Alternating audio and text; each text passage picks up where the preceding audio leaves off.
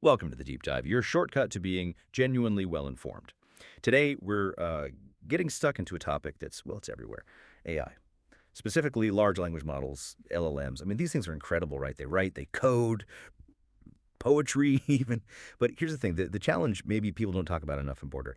How do you actually get them working well in really specialized areas? It's a bit like, having a brilliant family doctor when you actually need a specialist, like a neurosurgeon. So our mission today for this deep dive is really to unpack that. How do you take a super smart LLM and make it a real expert in a specific field?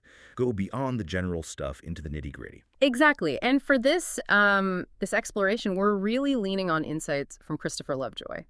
Now, his background is pretty unique. He started as a medical doctor, then actually pivoted to become an AI engineer. So he spent like 7 years building AI specifically with medical expertise baked in. Right now, he's at a company called Anterior. They're clinician-led, based in New York, and they build tools for clinical reasoning. Think automating healthcare admin. They work with health insurance providers, covering something like 50 million people in the US. It's huge. And Lovejoy's core idea, the main thing we'll explore, is this. For AI in specific industries, vertical industries, it's the system you build. Yeah. The system that integrates domain knowledge. That's way more important than just how fancy the model is. It's really about getting the AI to understand the industry's context, the specific customer workflows.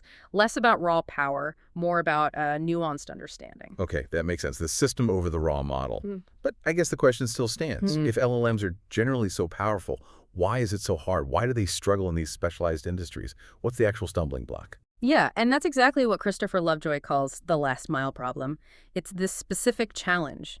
How do you give the AI the precise context, the really deep understanding of a particular workflow for a specific customer in their industry? It's that final tricky bit that general knowledge it doesn't cover. Think of maybe a world-class chef, amazing generally, but then needing to master something super specific like, I don't know, advanced pastry techniques. That's the last mile, hyper-specialized. Right. Okay, a concrete example would probably help nail this down.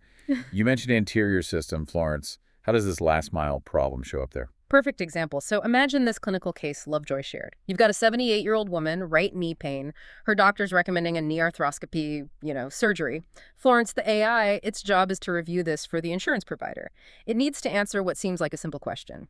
Is there documentation of unsuccessful conservative therapy for at least 6 weeks? Seems straightforward, doesn't it? Yeah, on the surface, that sounds pretty clear-cut. Yes or no? But it's not. That's the thing. There's so much hidden complexity, ambiguity packed in there. Let's just break it down a bit. First, conservative therapy. What does that actually mean in this context? Usually, yeah, physiotherapy, maybe weight loss, but medication. Sometimes it's conservative, sometimes not. It depends. Florence needs to figure that out. Then, okay, unsuccessful. How do you define that? Is it only unsuccessful if the symptoms didn't improve at all? What if they got, say, 50% better? Is that success or failure? Where's the line? It often involves, clinical judgment. Very subjective. And finally, that bit about documentation for at least 6 weeks. What counts as good enough documentation? Like, what if the record says physical therapy started 8 weeks ago, but then there's no mention after that? Can the AI assume it continued? Or does it need explicit ones week after week? How much can it infer versus needing explicit proof? Wow, okay. So that one question just explodes into all these little nuances.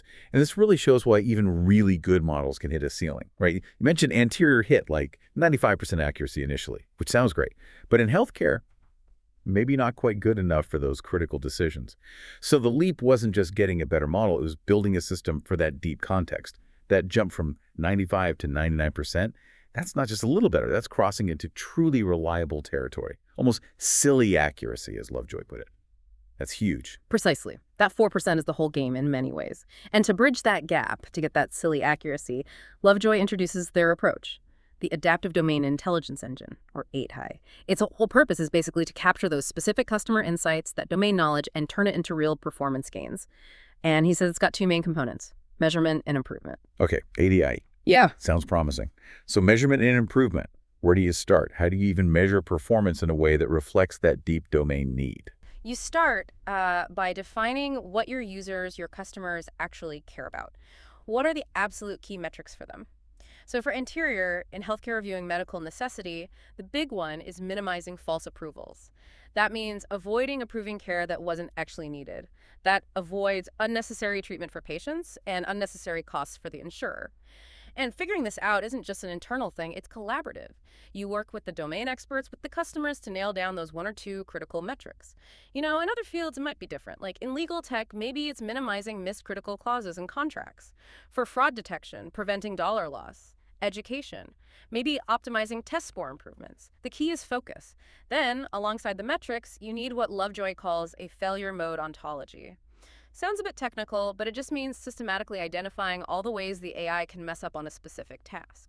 So for their medical reviews, Anteria found broad categories. Things like medical record extraction, getting the facts wrong, or clinical reasoning, making a bad judgment call. Rules interpretation, misunderstanding a guideline, and each has subtypes. And crucially, he stresses, this has to be led by domain experts, not engineers looking at logs, people who understand the real-world context.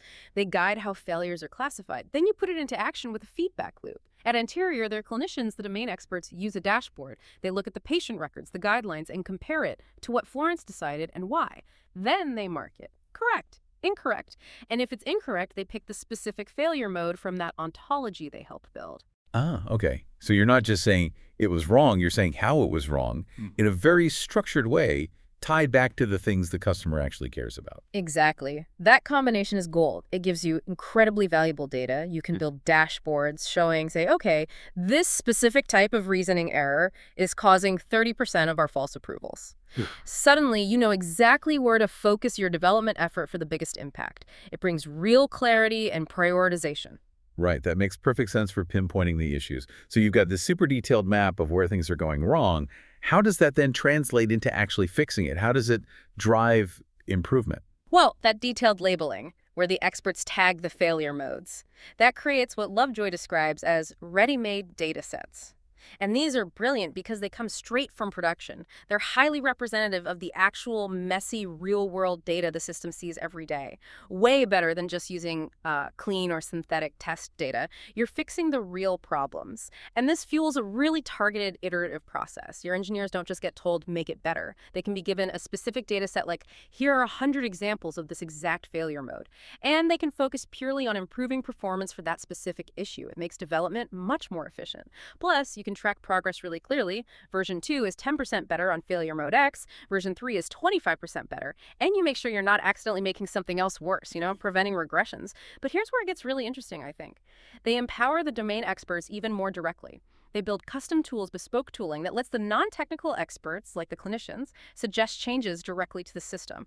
Or they can add new domain knowledge. For example, a clinician might say, hey, when the notes say suspicion of condition X, the AI should interpret that in this specific way. Or they might realize the AI needs access to a particular clinical scoring system. It doesn't currently have to make the right call. They can flag that. And the speed. Lovejoy mentioned a problem found in production in the morning could potentially be analyzed, have new domain knowledge added by a clinician, tested, and even deployed by the end of the same day. That's rapid iteration. That level of direct input from domain experts sounds incredibly powerful. But when you say domain expert, who exactly are we talking about? Does it always have to be like a top-level doctor? That's a good point. It actually depends on the specific workflow, the task's complexity. For something like high-stakes clinical reasoning, yeah, ideally you want an experienced doctor, maybe with relevant specialty knowledge. But for simpler tasks, maybe reviewing less complex information, a nurse, or perhaps a more junior clinician who just really understands the day-to-day workflow could be perfectly sufficient. The key is that real-world, hands-on experience with the task. And interestingly, these experts don't have to be internal hires. They could even be your customers. You could potentially turn this internal tooling into something customer-facing, letting them fine-tune the AI for their specific needs. It opens up possibilities. So, thinking about it, these reviews by the domain experts are doing triple duty, aren't they? They're giving you performance metrics, they're categorizing the failures, and they're suggesting the solutions. It's a really neat integrated loop. It really is. It ties everything together. So, if you zoom out, Lovejoy paints this picture of a continuous, self-improving, data-driven process. It starts with the AI in production, doing its thing, making decisions. Then the domain experts review those outputs. That feeds back crucial insights. The key metrics, the specific failure modes. Then you have a product manager, importantly, a domain expert PM who uses all that rich data to prioritize. They set clear targets for the engineers, like, okay, team, focus on this failure mode. Get the error rate on its specific data set down below, say, 50%.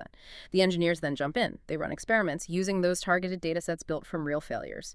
They can iterate quickly because they have concrete examples and clear goals. They see the impact of their changes almost immediately on that specific problem set.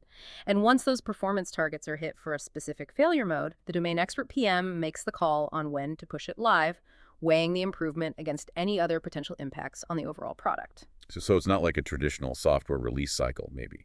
It's much more fluid, this constant loop of review, analysis, targeting, fixing, deploying. Exactly. It's a continuous loop, and that really is the core takeaway. Building a truly domain-native LLM application, one that genuinely works in a specialized field, means solving that last-mile problem. And the solution isn't just a bigger model or a fancier pipeline. It's building this adaptive domain intelligence engine, this ADI system, an engine fueled by domain experts reviewing what the AI does in the real world, generating those nuanced insights, which then drives this continuous iteration cycle managed by other domain experts. So wrapping this up, what's the key message for you, the listener? I think it's that the road to genuinely expert AI in specialized fields, it's maybe less about chasing the absolute biggest model and much more about the clever systems we build around them. Systems that effectively weave in human expertise, turning raw AI power into genuinely nuanced, industry-specific understanding. Absolutely. And maybe a final thought to leave you with. Think about a complex, really specialized workflow, maybe from your own job or life. Where's its last mile problem for an AI? And what kind of very specific human-driven domain intelligence, what kind of nuanced knowledge would be absolutely crucial to make an AI truly expert in that particular area, something to mull over?